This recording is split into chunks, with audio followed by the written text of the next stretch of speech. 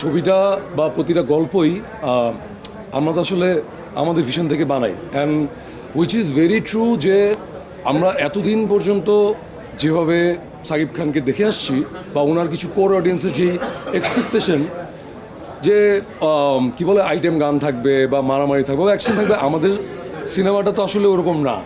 আমাদের সিনেমাটার মধ্যে ওই এলিমেন্টগুলি নাই। এখন এইটা নিয়ে আসলে মানে ভালো লাগার ব্যাপারটা পুরোটাই আপেক্ষিক। হয়তো আপনারা বলতেছেন যে কি বললেন উনি যে 65% নেগেটিভ কমেন্টস অ্যান্ড 35%। এখন আমরা হয়তো ওই 35% মানুষের আশাই বা আমরা হয়তো এমন একটা চিন্তা নিয়ে ছবিটা বানাইছি যে না ঠিক আছে, একটা যেই ধারাটা চলে আসতেছে এতদিন ওইটা ভেঙে যদি নতুন কিছু করা যায়। আর আমাদের তো এটা তো আগে থেকেই একটা জিনিস মাথায় ছিল যে নতুন একটা জিনিস মানুষের অ্যাকসেপ্ট করতে একটু টাইম লাগবে। সো এখন পর্যন্ত জাস্ট একটা বা দুইটা শোয়ের কথা আপনারা বলতেছেন। আই হোপ আরও শোগুলি দেখি, আমরা জাজটা তখন প্রপার করতে পারবো। আমার মনে হয় this is too early to decide or too early two জাজ এনিথিং। অ্যান্ড একটা জায়গায় আমি আপনাদের সাথে অ্যাগ্রি করতেছি, সেটা হচ্ছে যে obviously this is a new thing, you can not deny, এটা একদমই নতুন একটা জিনিস। এবং সিঙ্গেল স্ক্রিনের আপনি বলতেছিলেন যে সিঙ্গেল স্ক্রিনের দর্শকরা যে আশা করে বসেছিল বা যে জিনিস চাচ্ছিল ওইটা আসলে নাই। তো এটা তো সবাই জানি, আমরা তো আসলে ওইটা থেকে একটু ভাঙার চেষ্টা করতেছি। ওভারঅল আইডিয়াটা, ভিশনটা, ভিজুয়ালটা, গল্প বলার ভঙ্গিটা সব কিছুই আমরা একটু পরিবর্তন করার চেষ্টা করছি। আমার মনে হয় সিনেমাটা দেখেন। আর আপনি যে সামাজিক মাধ্যমের কমেন্টগুলির কথা বলতেছেন যে সানির ভয়েস ম্যাচ করতেছে না, আমিও ওইখানেও আমি সেম দেখছি মিক্সড রিয়াকশন, যে অনেকে গান শুনে উড়ে গেছে, আমাকে উড়িয়ে দাও শুনে অনেকে উড়ে গেছে, আবার অনেকে বলছে যে সানির ভয়েসটা ভালো লাগতেছে না। সোফার আমি যা দেখছি সেম থিং। এখন আমার ফেসবুকে বা আমার মেসেঞ্জারে আমি র্যান্ডম এরকম কমেন্ট পাচ্ছি যে ভাই অমুক সিঙ্গারকে নিলে ভালো হতো, অমুক সিঙ্গারকে নিলে ভালো হতো। এখন যারা বলতেছেন যে অমুক সিনেমা অমুক সিঙ্গারকে নিলে ভালো হতো, আমরা তো বারবারই বলতেছি আমরা তো ওই ধারা থেকে বের হয়ে আসছি, একটা নতুন জিনিস। অ্যান্ড গানের সিঙ্গারের ব্যাপারে আপনি যে কথাটা বলতেছেন, আমার সোশ্যাল মিডিয়াতে আমি দেখছি আসলে 95% পজিটিভ থিং, 5% মানুষের জিনিসটা ভালো লাগে না। হয়তো তারা এক্সপেক্ট করতেছিল অন্য একটা ভয়েস, হয়তো তারা অন্য একটা নাম এক্সপেক্ট করতেছিল, দ্যাটস ওয়াই। বাট আমার তো ডেফিনেটলি ভালো লাগছে দেখি আমি সিনেমাটা বানাইছি এবং ওই গানগুলি ভাবে বানাইছি। আর আমি আপনাদের সবাইকে রিকোয়েস্ট করবো যে আপনারাও নিজেরা একটু দেখেন, দেখে তারপর দেখেন আপনাদের কেমন ফিল হয়। একদম শুরুতে তো আমার মাথায় ছিলই। আর ব্যাপারটা কিন্তু এরকম না যে সবগুলি গানই একজনের কণ্ঠে। এখানে অঙ্গনের গান আছে, পান্থগানের গান আছে, তারপরে হচ্ছে মল্লিকা নামে একটা মেয়ের গান আছে, অনেকগুলি আর্টিস্টের গান আছে। হ্যাঁ, সানির গলায় গান আছে 5 থেকে 6টা গান মনে হয়, বা 4-5টা এরকম হবে।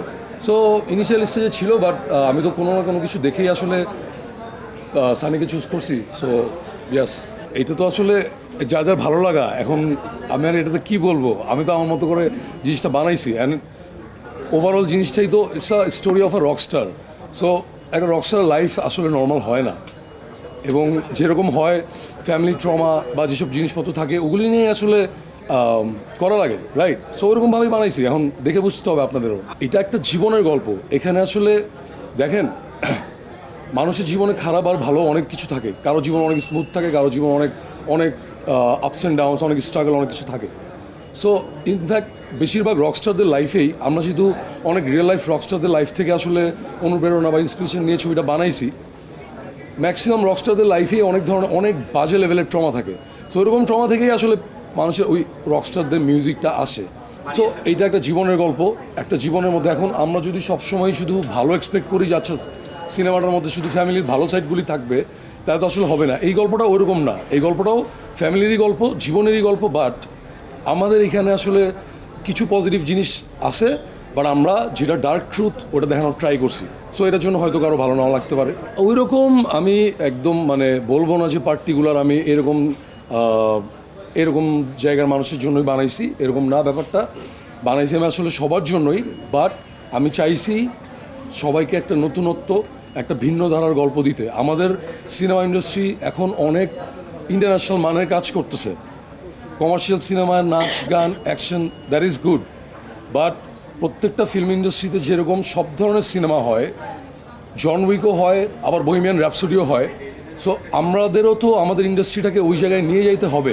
ওই চিন্তা ভাবনা ধারণা থেকেই আমি সিনেমাটা গল্পটা লিখছি এবং বানাইছি যে ওকে ফাইন, একটা ধারা তো চলতেছে, একটা জিনিস তো মানুষ খাচ্ছে, এবং কোনো স্পেসিফিক জায়গার জন্য বলতেছি না আমি যে ওকে শুধু ওই এলাকার মানুষজন দেখবে বা অমুক পেশার মানুষজন দেখবে, অমুক শ্রেণীর মানুষজন দেখবে, এরকম কোনো ভিশন আমার কখনোই ছিল না।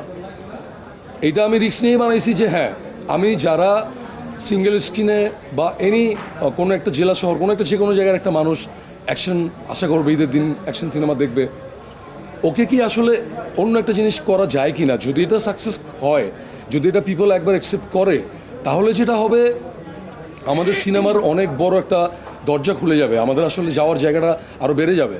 হলিউডে বা বলিউডে বা এনি আদার ভালো ফিল্ম ইন্ডাস্ট্রি আমরা যেমন অনেক জনের গল্প দেখতে পাই, সেরকম আমাদেরও তো আসলে মানে এটা তো আমাদেরই দায়িত্ব না যে আরেকটু নতুন নতুন জিনিস বানায় মানুষকে ইউজ টু করা। ডিসিপি প্রবলেমটা আসলে টেকনিক্যাল প্রবলেম। আমাদের ডিসিপিতে যেটা হয় অনেকবার রেন্ডার বাকি সব কিছুতে আসলে অনেক টাইম লাগে। এটা আসলে একদমই কোনো সবাই যেভাবে জিনিসটা কী করছে ওরকম না। সিনেপ্লেক্স কর্তৃপক্ষ ওনারা ডিসিপি, ফাইনাল ডিসিপি হাতে না পেলে শো অ্যানাউন্স করবে না, এটা খুবই স্বাভাবিক একটা বিষয়, তাই না? আমি তো মানে ফাইলটা হাতে না পেয়ে তো আমি আসলে বলতে পারবো না আমার অডিয়েন্সকে, বা আমি টিকিট বিক্রি করতে পারবো না। তারা ওইটাই করছে, আর আমরা রাত দিন কাজ করে আমরা সেটা হচ্ছে 27 তারিখ রাত 9:30 থেকে 9:45 এরকম একটা টাইমে আমরা ফাইনাল ডিসিপিটা ওনাদের হাতে পৌঁছাই। সো এটাই হয়েছে, আমরা ডিসিপি পাঠানোর পরেই ওনারা চেক করে তারপর অ্যানাউন্স করে দিয়েছে। এটা আসলে কোনো মানে কোনো বড় প্রবলেম ছিল না, এটা টেকনিক্যাল ইস্যুস, আমাদের টাইম লাগছে, দ্যাটস ইট। আমাদের আসলে আমি ট্রেলারটাকে এমনভাবে ডিজাইন করছি যেন কয়েকটি স্টেপে করতে পারি। সো আপনারা যদি দেখেন, আসলে আমরা ফার্স্ট একটা অ্যানিমেশন টিজার লঞ্চ করছি, তারপর একটা টিজার লঞ্চ করছি যেটা ইজ অল অ্যাবাউট রকস্টার। দেন আমরা আসলে আমাদের সিনেমার নায়িকা তাদেরকে ইন্ট্রোডিউস করছি। এরপর আমরা ট্রাই করছি অনেকগুলি গান দেওয়ার, বাট সময়ের কিছু চাপ আমাদের অবশ্যই ছিল, যে কারণে হয়তো আর একটা দুইটা গান আমরা রিলিজ করতাম, সেটা